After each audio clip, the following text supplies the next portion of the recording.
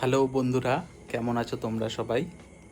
আমি সুমন তোমাদের কাছে নিয়ে চলে এসেছি একটা নতুন হেয়ার কাট। এই হেয়ার কাটটার নাম হচ্ছে কোরিয়ান পিক্সি। তো হেয়ার কাটটা শর্ট লেন্থের ভেতরেই হবে। সবার প্রথমে এই হেয়ার কাটটায় আমি ওয়ান লেন্থ করে নিচ্ছি। ওয়ান লেন্থ করে তারপরে আমরা 60 ডিগ্রিতে লেয়ার দেব।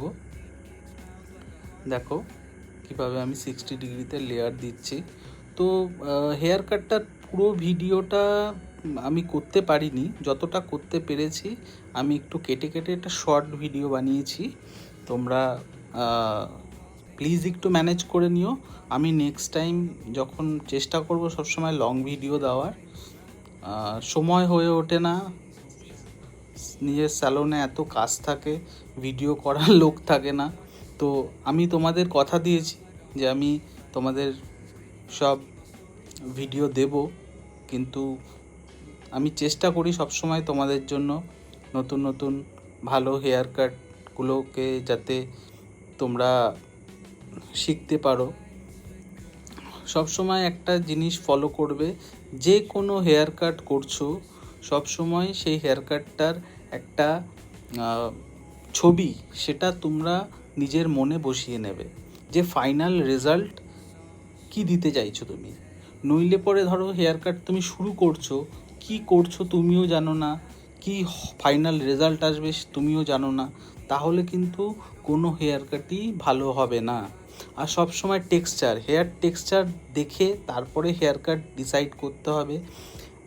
তুমি একটা হেয়ার কাট ডিসাইড করলে অথচ ক্লায়েন্টের হেয়ার টেক্সচারে সেই হেয়ার কাটটা যাবে না, তুমি এখন সেটিং করে করে দিচ্ছ, ম্যানেজ করে দিচ্ছ, বাট ক্লায়েন্ট যখন ম্যানেজ করবে বাড়িতে সেটা তো সেইভাবে সে ম্যানেজ করতে পারবে না। তো সেক্ষেত্রে সেই ক্লায়েন্টটা তো বুঝবে না, সে ভাববে তুমি ভালো করে হেয়ার কাট করোনি তাই সেট হচ্ছে না। আর তুমি হেয়ার ড্রেসার হিসেবে তোমার কর্তব্য যে যেই হেয়ার কাটটা ভালো যাবে বা যেই ফেসের সঙ্গে ম্যাচ করবে, তার হেয়ার টেক্সচারের সঙ্গে ম্যাচ করবে, সেই হেয়ার কাটটাই করা। সবসময় ক্লায়েন্টকে এইভাবে কনভিন্স করতে হবে। দেখো তোমরা লুকটা কেমন এসছে। ভিডিওটা দরকার পড়ে স্লো করে বারবার দেখবে, কিছু অসুবিধা থাকলে আমাকে কমেন্ট করবে। আর হ্যাঁ, সবাই আমার চ্যানেলটাকে সাবস্ক্রাইব করবে, শেয়ার করবে, লাইক করবে। সবাই ভালো থাকো বন্ধুরা, আমি আবার নতুন একটা ভিডিও নিয়ে তোমাদের সামনে আসবো।